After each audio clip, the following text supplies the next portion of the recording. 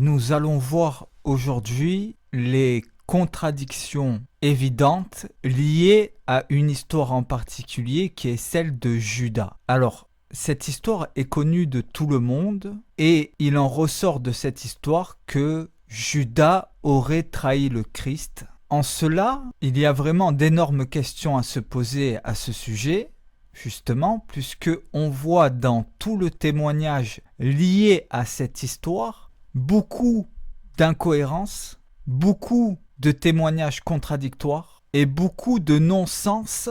Et donc, pour comprendre ces choses et voir ces évidences, nous allons commencer par lire Luc au chapitre 6. En ce temps-là, Jésus se rendit sur la montagne pour prier, et il passa toute la nuit à prier Dieu. Quand le jour parut, il appela ses disciples et il en choisit 12, auxquels il donna le nom d'apôtres. Et donc, vous avez ici tous les noms des apôtres, et on nous dit à la fin, et Judas Iscariote, qui devint traître. Et donc ici, ce qu'il faut comprendre en premier, c'est qu'on nous dit bien que c'est Jésus qui a choisi 12 apôtres. Et donc il a choisi Judas. Ça, c'est la première chose à comprendre. On va lire dans Matthieu au chapitre 19. Jésus leur répondit, « Je vous le dis en vérité, quand le Fils de l'homme, au renouvellement de toutes choses, sera assis sur le trône de sa gloire, vous qui m'avez suivi, vous serez de même assis sur 12 trônes et vous jugerez les 12 tribus d'Israël. » Donc ici, cette annonce de Jésus est extrêmement importante, puisque, comme il annonce ici, il dit bien, vous qui m'avez suivi, vous serez de même assis sur 12 trônes pour juger les 12 tribus d'Israël. Donc ici, il parle bien des 12 apôtres que lui-même a choisis et qui l'ont suivi, puisqu'il est en train de parler de 12 trônes.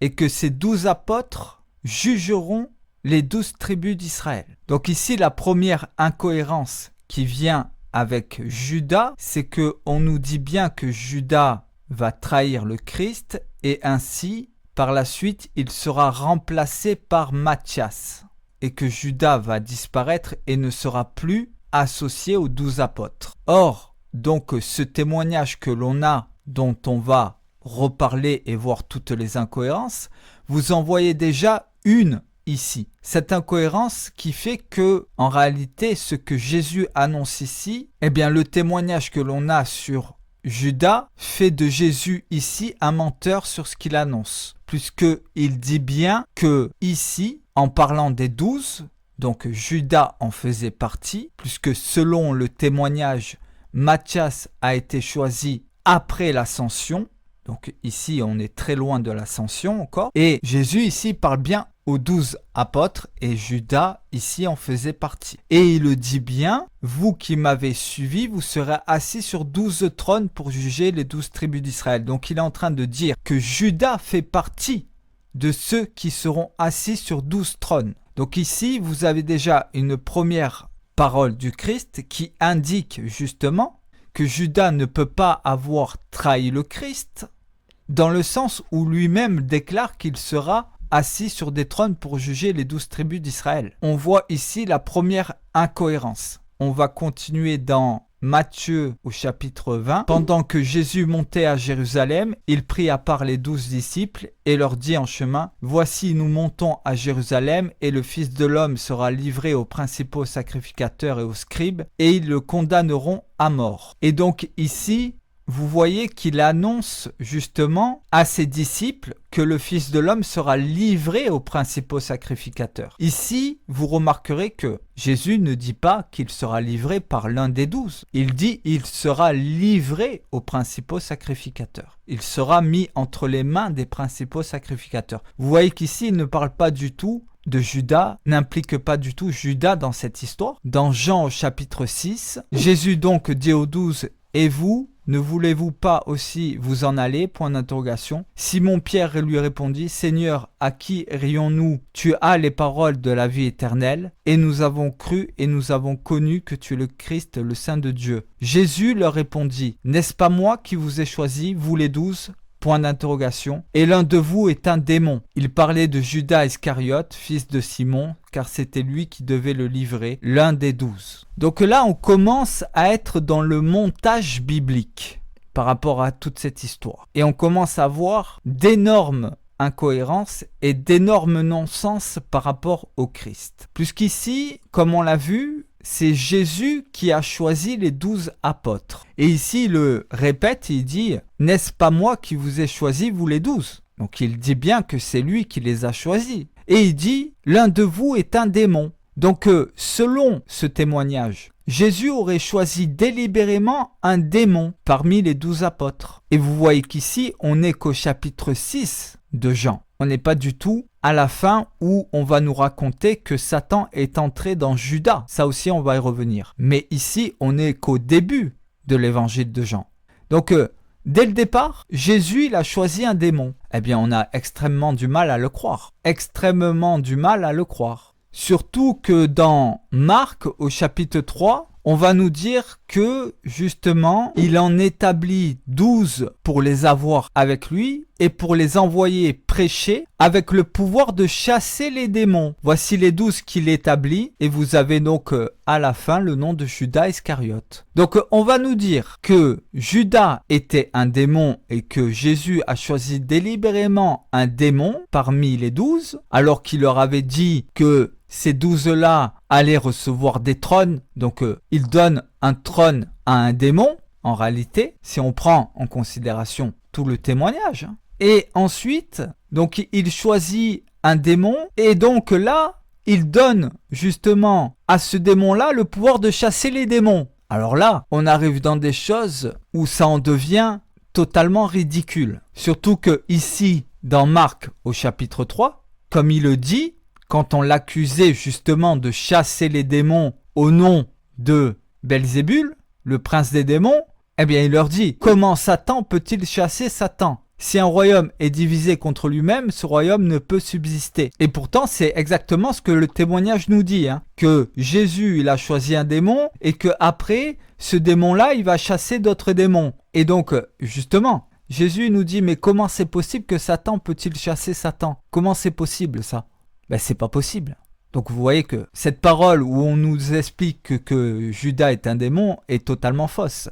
C'est impossible. Comment un démon peut-il recevoir le pouvoir de chasser les démons et il va chasser les démons alors que lui-même en a en lui? Pourquoi les démons, il arrive à les chasser chez les autres, mais chez lui, il n'arrive pas alors? Et Jésus qui chasse les démons, normalement, pendant les 3 ans et demi de son ministère, il n'a jamais chassé les démons de Judas. Jamais. Donc il a fait exprès alors de ne pas les chasser pour qu'ils restent et pour qu'après ils puissent le trahir. Donc là, on est vraiment dans un montage et une manigance de la part du Christ dans le témoignage qu'on lui a rendu et dans une totale incohérence. Et on en vient à voir un témoignage à propos de cette histoire qui n'a plus aucun sens. Alors, on va continuer et vous allez voir que ça va être encore pire. Et on va voir dans Jean au chapitre 13 ce qu'on va nous dire. Et on va nous dire de la part du Christ, « Ce n'est pas de vous tous que je parle, je connais ce que j'ai choisi, mais il faut que l'écriture s'accomplisse. Celui qui mange avec moi le pain a levé son talon contre moi.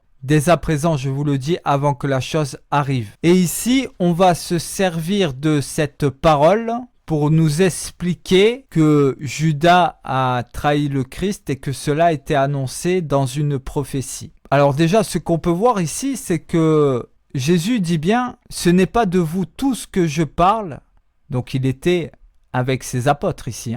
Et il le dit « Je connais ce que j'ai choisi ». Alors là, c'est très intéressant puisqu'il est en train de parler qu'on va justement le trahir. Et il dit, je connais ce que j'ai choisi. Donc, il explique bien ici que parmi ceux qu'il a choisis, il ne parle pas d'eux, dans le fait qu'on va justement lever le talon contre lui. Il ne dit pas que parmi ceux qu'il a choisis, ça serait l'un de ceux qu'il a choisis, donc qu'il aurait trahi. Et ils vont prendre ce psaume en référence pour nous expliquer que ce psaume nous parle du Christ. Et comme vous le voyez ici, il est écrit « Celui-là même avec qui j'étais en paix, qui avait ma confiance et qui mangeait mon pain, lève le talon contre moi. » Donc, on retrouve ce que Christ a annoncé. Mais le problème, c'est que quand on veut prendre un passage des Écritures pour confirmer un événement, il faut prendre le passage dans son entièreté.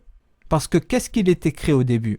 Je dis, Éternel, aie pitié de moi. Guéris mon âme, car j'ai péché contre toi. Et donc ça serait une prophétie sur le Christ, cela. Car j'ai péché contre toi. Et à quel moment le Christ a péché contre Dieu? À quel moment? Parce que ça serait intéressant de retrouver ce passage. En réalité, la chrétienté s'appuie sur ce seul passage pour parler de la trahison du Christ et nous parler de la trahison de Judas. Parce qu'il n'y a pas de passage et il n'y a pas de prophétie sur la trahison de Judas.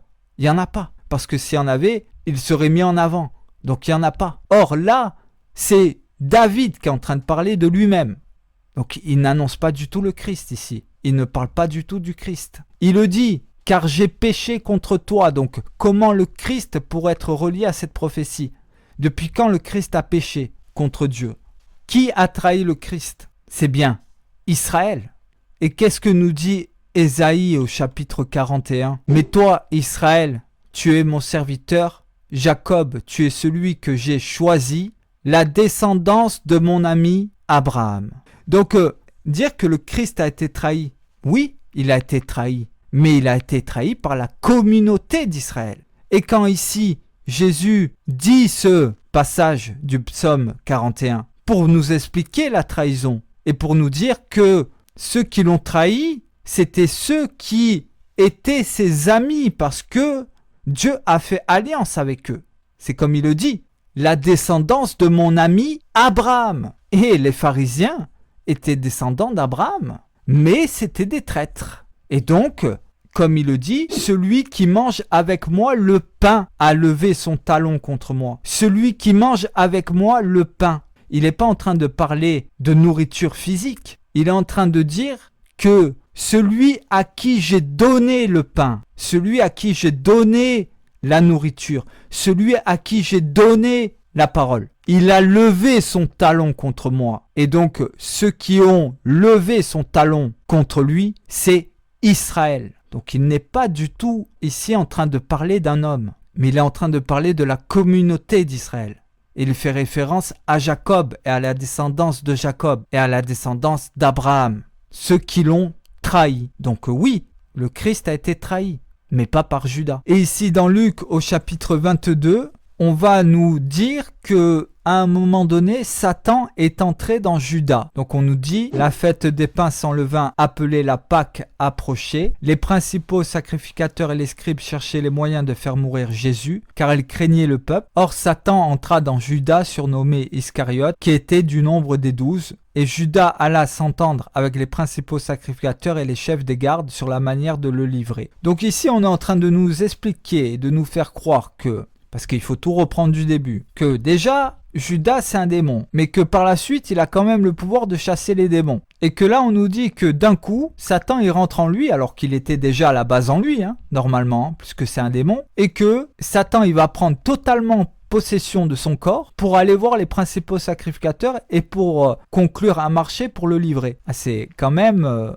assez extraordinaire. Donc, comme vous le comprenez, Judas n'était pas un démon parce que Jésus ne choisit pas les démons. Si Jésus a choisi Judas, c'est qu'il était bon et qu'il a vu de la bonté en lui. Et il lui a permis de rester et de marcher avec lui. On va nous dire que Satan, lui, il a pu rentrer dans Judas et le contrôler totalement pour qu'il puisse aller voir les principaux sacrificateurs et qu'il puisse s'entendre sur comment il allait le livrer, etc. Donc, ce qui est bizarre, c'est que Judas, il a le pouvoir de chasser les démons, mais il n'arrive pas à chasser Satan. Et Satan, lui, prend contrôle de son corps et ce qui va permettre justement sa trahison et son implication dans la trahison du Christ. Alors là, c'est vraiment assez incroyable. Et d'ailleurs, on n'y croit pas du tout. C'est totalement incohérent. Et en plus de cela, on va voir une contradiction dans les Écritures à ce sujet, puisque ici, on nous dit que Satan est rentré dans Judas, alors comme ça, d'une phrase à l'autre. Alors que dans Jean 13, on nous dit justement que ce moment où Satan va rentrer dans Judas, ça se passe au moment où ils sont à table. Donc vous voyez la contradiction, puisque on voit ici que Jésus et ses disciples sont en train de manger et il dit « C'est celui à qui je donnerai le morceau trempé Ayant trempé le morceau, il le donna à Judas, fils de Simon l'Iscariote. Dès que le morceau fut donné, Satan entra dans Judas. Jésus lui dit, « Ce que tu fais, fais-le promptement. » Donc on voit que le passage là, où soi-disant Satan est rentré dans Judas, on voit que là ils étaient à table, alors qu'avant c'était où Judas était seul et Satan est rentré dans Judas et puis il est allé voir les principaux sacrificateurs. Donc là c'est encore mieux que le passage précédent, c'est encore mieux. C'est-à-dire que là on va nous expliquer que Jésus il est à table avec ses 12 disciples et que Satan il vient. Il s'invite à la table et il arrive à rentrer dans Judas, en présence du Christ, en présence de tous les apôtres, à qui il avait donné le pouvoir de chasser les démons. Et puis, on va nous dire que Jésus, il a donné un morceau de pain et que par ce morceau de pain, il désigne celui qui va le trahir, alors que avant, on a vu qu'il a bien mis à part dans la trahison les 12, en disant qu'il ne parlait pas d'eux. Mais ici, on va vouloir nous expliquer ces choses et nous écrire ces choses totalement incohérentes. Vous voyez où on en arrive à force de vouloir croire à tout et n'importe quoi et à force de vouloir écrire tout et n'importe quoi, on en arrive à des incohérences absolues comme celle-ci. Donc on voit que c'est un montage parce qu'il leur fallait quelqu'un qui prenne la culpabilité de la trahison et que ça ne soit pas eux, mais que ça soit quelqu'un de l'intérieur qui soit lié à cette trahison. Et donc, on allait écrire toutes ces histoires et ces péripéties les plus invraisemblables les unes que les autres. Dans Jean chapitre 18, ici on nous dit « Judas qui le livrait connaissait ce lieu parce que Jésus et ses disciples s'y étaient souvent réunis. » Donc on nous dit que Judas connaissait le lieu où Jésus avait l'habitude d'aller et qu'il est lui-même venu avec tous les hommes en armes pour arrêter le Christ. Donc là, on a un gros problème aussi, c'est-à-dire que si vous voulez trahir quelqu'un et que vous avez convenu de la trahison, donc pourquoi venir à visage découvert et en pleine lumière montrer votre propre trahison? Est-ce que quelqu'un de sensé qui voudrait trahir quelqu'un ferait ces choses? Donc si Judas avait voulu trahir le Christ, il aurait dit le Christ se trouve à tel endroit, il connaissait Jésus, puisque Jésus passait tout son temps dans le temple. Donc il savait qui il était. Pas besoin que Judas vienne. Il savait très bien qui il était. Donc Judas avait qu'à dire, ils sont à cet endroit-là, vous y allez, et puis vous les arrêtez. Et puis moi, justement, je suis un traître. Donc vous comprenez que je ne peux pas participer à ça. Parce que sinon, ils vont savoir que je les ai trahis. Et comme je suis un traître, eh bien, j'ai pas envie que ma trahison se sache. Voilà ce que ferait quelqu'un de cohérent dans la trahison. Or là, Judas, lui, qui devient un traître, selon ses écritures, il va faire tout l'inverse de ce qu'un traître ferait. C'est bizarre, Donc à un moment donné, il faudra arrêter de prendre les gens pour des imbéciles. Si on veut trahir quelqu'un, on n'agit pas de cette manière. Donc vous voyez que on a fait le tour avec toute cette histoire. En réalité, Judas, c'est le premier martyr. C'est le premier martyr des disciples du Christ, en réalité. Et qu'on a fait passer justement cet homme-là comme un traître. Parce que il leur fallait quelqu'un de l'intérieur qui soit coupable. Et que ça ne soit pas eux le coupable, mais que ça soit quelqu'un de l'intérieur. Donc en salissant l'un des apôtres. Et cette salissure a perduré dans le temps jusqu'à nos jours. Puisque pour tout le monde, même des gens qui ne croient pas en Dieu, Judas est bien un traître. Et on en ressort avec le fait que, en réalité, on comprend que tout ça c'est un montage, c'est une manipulation, et que par la suite on allait écrire toute cette histoire, forcément, parce qu'il fallait que les dirigeants de ce peuple ne soient pas les seuls responsables et que le responsable, donc pour l'histoire officielle, ça reste Judas. Maintenant, qu'en est-il de la vraie histoire? Eh bien, parmi cette vraie histoire, ce n'est certainement pas le cas.